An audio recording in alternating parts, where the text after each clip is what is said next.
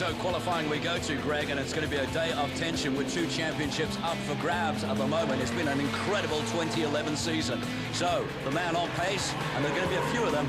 The Team BMW Afrox of Melville Priest and Anthony Taylor will fire really, really well today. They're set up a package good for Zwartkops. And of course, not forgetting Michael Stephen. And let's have a look at that front row. Anthony Taylor, Melville Priest, front row for BMWs. Michael Stephen doing everything right and staying up ahead of the Audi battle with Pinard alongside him. And then on your next row, Chop Sapuka in the other engine extreme, and then Henny Grunewald in the Subaru. Johan Ferrari with a lot of work to do to try and wrap up this title. The car looks good once again. Yeah, no, the car's excellent. You know, we've done a little bit more development work with the new Motec M1 direct injection system, and it certainly has paid off.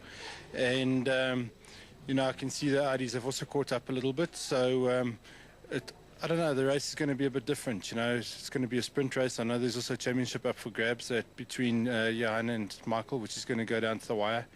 I've been in their position before, and I know it's not nice, but yeah, look, for me, I'm just going to keep it clean and try and get a win under the belt, and I still do have a mathematical chance of winning it, but you know, the big thing is just keep it at the sharp end of the field and stay clean and bring the win home for BMW and Afrox. Final round of the Bridgestone Production Car Championship. Michael Stephen, and it's a tussle between Johan Ferrari. Well, what's the ironic thing about this is that we haven't even turned a race yet. You now lead the championship by virtue of putting it on pole. You must be stoked. Yeah, most definitely, but it's still a long way to go. You know, that's just the beginning of the day. And hopefully if we can just, you know, keep putting in solid performances, you know, we can end up with a championship. A solid performance is required today, no doubt about it, Steve. Lights are on for race 1. And here we go for the 4 sprint races of the day. It's BMWs 1 and 2. Michael Stephen in 3rd place, and Chop Sapuka slots exactly where he needs to be. In 4th place, keep the all-wheel drives and that other Audi behind his teammate. Yeah, as you were saying, I don't know whether his position is by fluke or just really good luck, but I'll tell you what, he'll be in a really good position, as you say, Michael Stephen. But look at this, round the outside, trying to get in. But I'll tell you what, these BMWs have proved that they're a very good package here. We're on board with Chops at the moment, but the BMWs will be a contender all through this race. Yeah, 1 and 2 at the moment as they head up towards Castle Edge Corner now, and looking pretty dangerous at the front end. The 2 Audis exactly where they need to be. How far back is Ferrari? He's behind both of the Sassel Subarus. In fact, he's slotted just in, coming onto the back straight, and moves up 1 position to get ahead. Now he goes hunting down for that man in A3, the Engine Extreme Audi of Michael Stephen. Yeah, and he's having a look as well on Michael Stephen as well. He doesn't want to get involved in that, will he? He'll just play there and play his particular role that he needs to do. We're on board with him again, all the way down as we go to turn number 8, and then onto that back straight as they get through there. They'll be carrying some really, really good corner speed there. And, well, we hope that nothing goes awry in this first lap. Oh, look at that. Henny Grunewald. Unbelievable. Yep. Brilliant bit of driving there from Grunewald into Goldwagen corner. Chops left the door wide open, and Grunewald just stole through. So it looks like it's going to be a fantastic battle here between the all-wheel drives and the Quattros as they come out of turn number 1. That is BMW Accessories corner, and it's BM's 1 and 2 heading into turn 2. Yeah, they came with a big package as well, and not only just on the cars, but the whole Team Afrox is down here, larger than life. This is a great corner. They'll get up through here on the exit, run about 180, and they'll cram themselves all the way down to a very, very hard braking area, about 220. Yeah, getting up to the 200k an hour mark, and then it's just 1 gear down and pitch it into Castle Edge corner. Melville closes right onto the back end there, and a little bit closer than what he has been on Taylor. But look in the rearview mirror. On his tail is Michael Stephen, and all of a sudden, Grunewald seems to have a bit of a problem. He lost a bit of drive coming out there. Look at Ferrari, goes defensive, and Chop Sapuka, he was the man on the defense there, but Ferrari had to take evasive action, trying to miss both the Audi and the Sassel as they slowed down for Sassel corner. You know, Greg, I've never seen anybody manage to go around the outside and make that stick. It's virtually impossible. Can it be done? I don't think so. I haven't seen it in production cars. We'll have to wait and see. Maybe they prove us wrong here today. It is the final, and of course, it is for the championship, and that's what these guys are battling so hard for. Into turn 1, and all of a sudden the Audi sneaks in the inside, and Stephen gets through. Oh, that's brilliant driving from Michael Stephen. And it looks like there's a problem here. Yeah, we're on board with Taylor, and he is losing out positions here, left, right, and center. Melville Priest has got through. So has Michael Stephen. And Taylor, as he comes out of the corner, can hear it, maybe not just firing on all cylinders like it was. There goes the Subaru. Yeah. There's a problem on Taylor's car. Most definitely so. I mean, it could be anything. And we've guessed it on many occasions what's been happening to these cars, and not just with the BMWs, but a lot of the other cars in the field. That ECU, that management package, it is a bit iffy. You've got to take into account, remember the last time we were here 3 weeks ago, Anthony Taylor was the man to beat. He won out almost every single thing on the day. So something has gone wrong there, unfortunately, but it has opened up an opportunity here. This is Chop Sapuka keeping out Henny Grunewald. His teammate, Michael Stephen, is at at the front end, trying to get past the BM, and has he been able to do it? We'll have to wait and see. Here we go, on board with Henny G, and he's hanging tough on the back end of Chop Sapuka. And more importantly, for Chop Sapuka's teammates' point of view, he's keeping Fari behind him. And another thing to consider is where on earth in this picture is Johan Fari? It's nowhere. He's right behind him. That's the problem. That's exactly what Johan Fari's problem has been almost all day. He has not got the same package as he had the last time we came here. They've tried something different. It hasn't worked. They're going to have to tinker between the heats and make sure they get that car back up to pace. But unfortunately, if he stays where he is right now, he is seeing this championship fall by the wayside. Oh, yeah, slipped by very, very quickly. And that's going to really irk him because we all know Johan Fari is a very competitive individual. And, of course, their team as well. They are meticulous in what they do. And they'll try and hunt down what's wrong with this car at the moment. The problem is that after this race, they've only got a couple of minutes on the Parc Fermé on the grid to sort out any hassles that they've got, and then only a couple of hours between heats 2 and 3. Fari looks a bit more dangerous right now on the back end of Groenewald, but Groenewald here at this circuit particularly is a very tough man to beat. It's like going to Cape Town with Johan Fari. He's always good there. Here's an opportunity for 1 and 2 Ferrari. Sneaking up on the inside of the Afrox BMW. Chop Sapuka takes second place away, and Melville Priest is demoted down. Yeah, is it my imagination? These two BMWs do not seem to be on the same charge as they were the last time we were here. Doesn't seem to be the same setup, same package. There could be problems here for both of these BMWs. I've got to agree with you there, Steve. Unfortunately, they've lost the early practice and qualifying pace that they had shown here on Friday and, of course, today in qualifying. And these guys, really, they've got a team that is to be reckoned with. And unfortunately, look at that. There's the maneuver. And Priest is having the same kind of hassles as Taylor. So something has gone wrong with those BMs.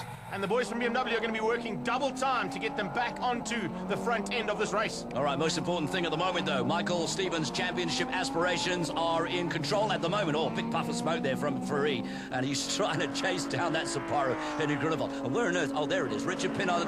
Wow, Fari's got a problem. There it is. No problem. He's got it on the left-hand side of the car, and there's a bit of tyre rub on that bodywork, and I think that's what's causing all that problem at the front. It doesn't look like it's an engine hassle, but there is some serious problems on the left-hand side of that Audi, and as it falls by the wayside, look at this. We've got the two Subarus now in 3rd and 4th place, the BM and the lone BMW there, Melville Priest in 5th, and as you can see, limping around is Johan Fari, and by limping around, the championship just keeps going more and more towards this man, Michael Steven.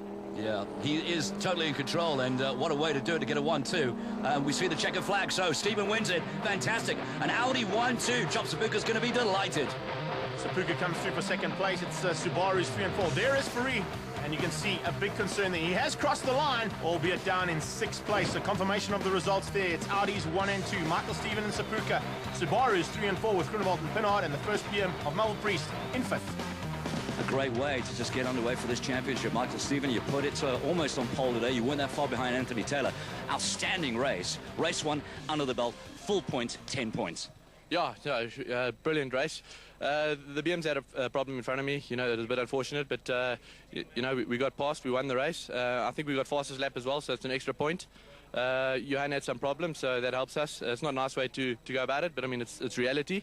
And we just got to go out there now and, you know, reverse grid, keep it clean, try to get back to the front and score maximum points. A little bit more difficult for you to do it from 4 cars back, but let's see if he's able to do it now. Both BMs back onto track. What has happened to Johan Fari? Is he in the race? No, he's not just yet, but hopefully he'll get back there a little bit later. They're still working frantically on the car. It's Subaru's 1 and 2, and the Audi goes into 3rd place with both the BMs on the outside of both of the Engine Extreme Audis. That's awesome to see out of turn 2.